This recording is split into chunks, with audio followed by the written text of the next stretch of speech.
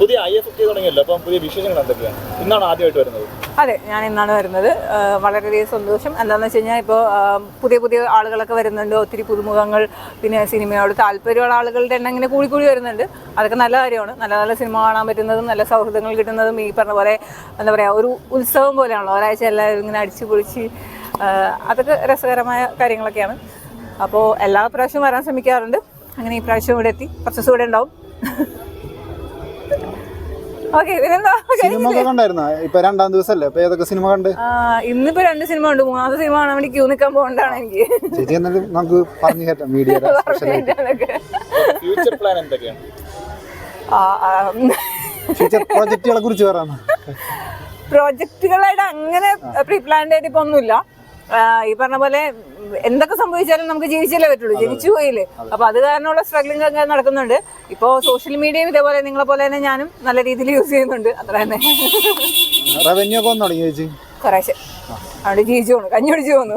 കഞ്ഞടിക്കാനുള്ള revenue ഒക്കെ? അതെ അതെ അതെ. വേറെന്താണ്, ഫ്രണ്ട്സ് ഒക്കെ വന്നായിരുന്നു? ഫ്രണ്ട്സ് ഇവിടെ IFFK വരുമ്പോഴത്തേക്കും പൊതുവെ ഞാൻ നേരത്തെയൊക്കെ പോസ്റ്റ് ഇട്ടിട്ട കാര്യമായിരുന്നു. കാരണം നമുക്ക് ഇങ്ങനെ ഒരു ഗ്യാങ് ആയിട്ട്.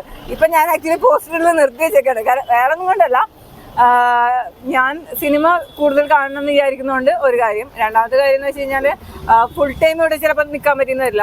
2 കുട്ടികളൊക്കെ ഉണ്ട്. സിംഗിൾ പാരന്റ് ആയതുകൊണ്ട് കുറച്ച് ഉത്തരവാദിത്തം കുറച്ച് കൂടുതലായതുകൊണ്ടും ഒക്കെ അതിന്റെ കാര്യങ്ങളൊക്കെ നോക്കണം. പിള്ളേർക്ക് പരീക്ഷ സമയത്താണ് നൈസായിട്ട് ഞാൻ മുങ്ങിയേക്കുന്നത്. വേറെ കാര്യം. മൂത്താള് +2, ഇളയാള് 9.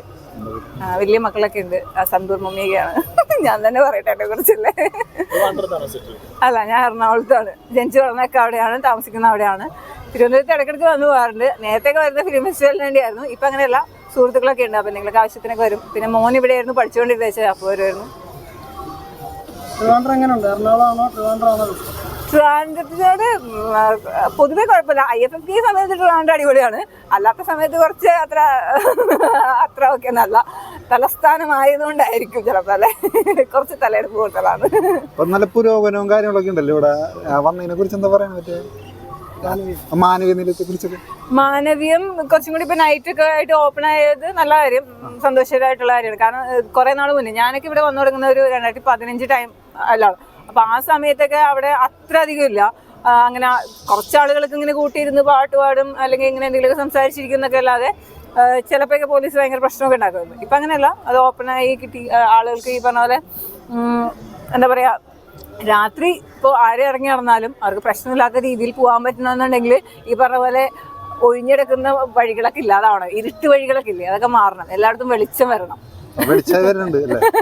ഒരു 3-4 വർഷം മുമ്പ് ഉണ്ടായിരുന്ന ട്രിവാൻഡ്രം അല്ലേ ഇപ്പം, അല്ലേ? മാറ്റമുണ്ട്, നല്ല മാറ്റം വരുന്നുണ്ട് ഓരോ സമയത്ത്.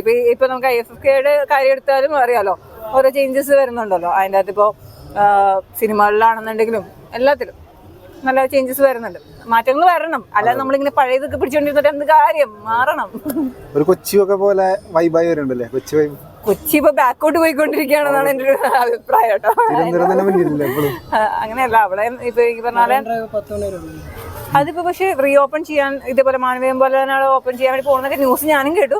ഞാൻ അധികം അങ്ങോട്ടേക്ക് ഇറങ്ങാറില്ല. ഞാൻ എറണാകുളത്താണെങ്കിലും എറണാകുളത്തിന്റെ ഒരു റൂറൽ ഏരിയയിലാണ്. അപ്പൊ അതുകൊണ്ട് ടൗണിലേക്ക് ഇറങ്ങാൻ ആകെ കേസിന് വേണ്ടി മാത്രമാണ്.